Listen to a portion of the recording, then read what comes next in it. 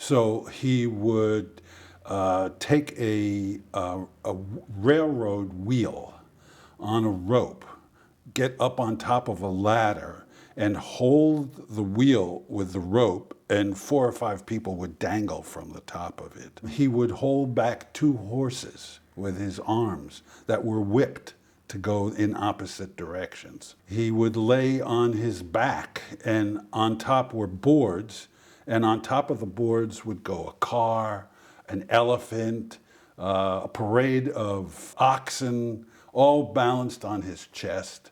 He had the circle of death, where he had this apparatus that housed 2 motorcycles racing around each other while he balanced all of it while he was laying down on his chest. In Bavaria, he was talked into going into a a bull ring with a bull. And the newspaper account says that he was wearing red shorts, that's it, and he had a small dagger inside his pants just in case. But the newspaper account says that the bull stared at him and approached him, and with his fist, he hit the bull right in the head and knocked the bull out. And you could hear that thud throughout the whole arena.